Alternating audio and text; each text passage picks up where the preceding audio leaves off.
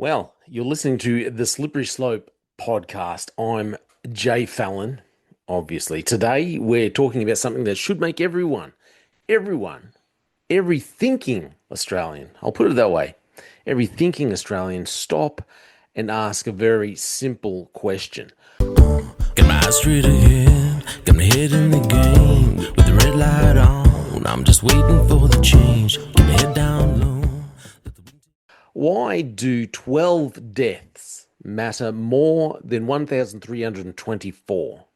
So, 12 deaths, why do they matter more than 1,324 deaths?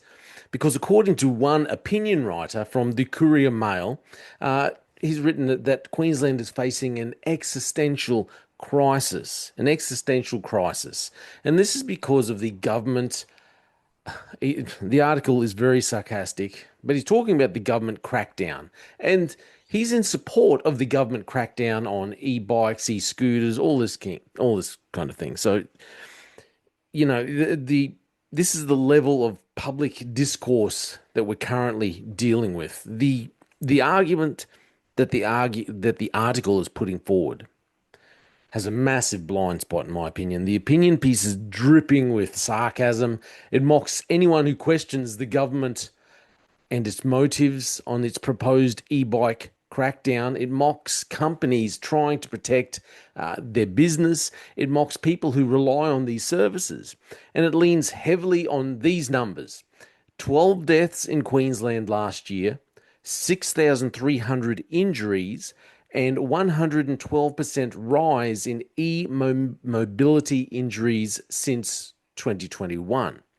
So now, look, these numbers do matter. They do matter. Every death matters. Every injury matters. But here's the problem. The outrage is selective, very selective. The morality is selective. The safety concern, he shapes it as, hey, this is for the safety of everyone, general public. It's for your safety. That's what we're doing this. That's why the government's doing this. The safety concern is selective because while the author is clutching his pearls over 12 deaths, Australia recorded 1,324 road deaths in the 12 months up to January 2025. I'll repeat that. 1,324 Australians died on our roads in 1 year. And that was a 6% increase from the previous year. And our national fatality rate rose almost 4%. And here's the kicker. The last time Australia, the nation, had fewer than 1,000 road deaths in a year, can you guess when that was? The last time that happened, under 1,000, it was 1934. 1934. So 90 years ago. So if 12 deaths justify sweeping bans and government crackdowns, what do 1,324 deaths justify? Where's the call to ban cars? Where are the sarcastic opinion pieces about this? Where is the moral panic? Where is the outrage? It doesn't exist. Why?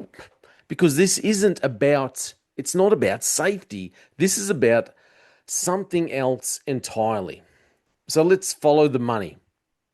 Let's talk about the fuel excise. The Australian government made 15.71 billion, with a B, billion, in net fuel excise in 2023 to 2024. And over the next 4 years, that number is expected to rise to 67.6 billion. 67.6 billion. That's not pocket change. And it's not public safety, that's a revenue stream. So let's be honest. Cars kill over 1,000 Australians every year, but they also make the government billions. E-bikes, e-scooters, they don't contribute to fuel excise. They don't feed the tax machine. They disrupt existing revenue streams. So suddenly, they're a public safety crisis. It's funny how that works, isn't it? The hypocrisy, some would say. The article mocks Lime and Neuron, that these small companies, or whether they're that small or not, who you can argue, but these companies, because they're pushing back against regulation. But every industry pushes back against regulation. Every business fights for its survival. Every sector lobbies government, including the automotive industry, fuel, fuel companies, oil companies, transport unions. Yet only these companies are framed as greedy. The author in this opinion piece frames Lime and Neuron as being greedy, selfish, or dangerous. So why? Because they're small enough to bully, and they don't contribute billions to government coffers. It's selective outrage, selective morality, selective enforcement. So we'll talk about a layer that I think most people don't want to talk about. I think deeper issues lie within this. A society that pretends to care about safety, and yet it ignores the biggest causes of death in a society. That society has lost its moral compass. Matthew 23 verse 24 says, Jesus says, you strain out a gnat but swallow a camel. He's just talking about the hypocrisy of the people there that were in front of him. You strain out a gnat but swallow a camel. That's exactly what's happening here. We obsess over the small things, the convenient thing, the politically useful thing, and we ignore the massive, uncomfortable, expensive truth. Over 1,000 deaths every year in vehicular crashes. I won't even get into the number of deaths caused by, abortions, because you can't talk about that. I mean, that's a woman's choice. No one talks about that death toll. No. Selective outrage. We ignore massive, uncomfortable truths. Remember, Isaiah warned us, Isaiah 5:20, woe to those who call evil good, good evil. You can't talk about the abortion rate. You can't talk about the amount of children who are killed in the womb, calling good evil and evil good. When safety becomes a political tool instead of a moral responsibility, when outrage becomes selective, when compassion becomes conditional, we're not dealing with a safety issue anymore. We're dealing with a spiritual issue. This is where Australia is at the moment, I believe. We cannot think logically. Australia operates as a whole, just a generalization here. Our politicians and our vast population, I think, operates with a reprobate mind, a mind that does not think with clarity, a mind that thinks with less quality, cannot think properly. So here's the real question, okay? If 12 deaths justify a crackdown, what do 1,324 deaths justify?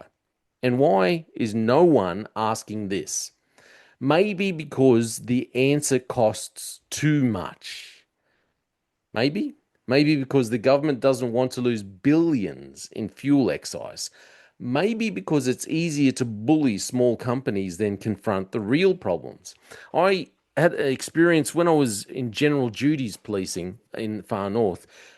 I went to several accidents, and I also pulled up quite a few people driving vehicles that either gotten into accidents or they were driving dangerously. The amount of times that people were driving on the wrong side of the road, and it was always the same type of person. It was always a visitor from a foreign country. Some were Asian visitors, some were European visitors. Vast majority of them were very young. They were the backpacker kind of person, is how I describe them. But they had all gotten their license. The vast majority of the young people had just gotten their licenses in their home country. They'd come to Australia. And you know what you have to do to be able to drive legally in Australia? All you have to do is show that you got your license. They don't ask any questions about how long, what your driving experience is, and can you actually drive properly? Do you actually read English? Can you see? Can you understand the road signs? All they want to know is, can you pay us enough money and we'll give you a license so you can drive on our roads. That's all they care about.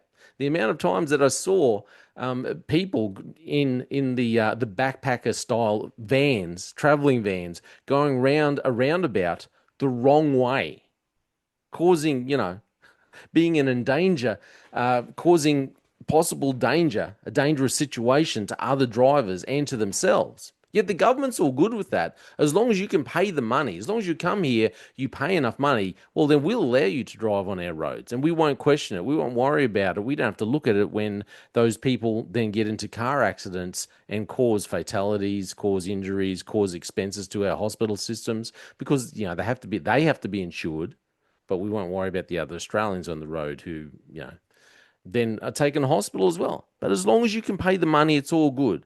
That's what I'm saying. 12 deaths justify a crackdown, but shouldn't 1,324 deaths also justify some kind of crackdown? But no one's asking this because the government is making too much money. The answer costs too much. The government doesn't want to lose billions in fuel excise. And it's easier to bully these small companies than confront the real problem. Or maybe, just maybe, we've become a society that values convenience more than consistency, revenue more than responsibility, and comfort more than truth. Maybe. As always, this is just my opinion. I'm just giving my opinion. He gave his opinion. I'm Jay Fallon. As always, thank you for listening to the Slippery Slope podcast. They just fuel a desire that will take me high.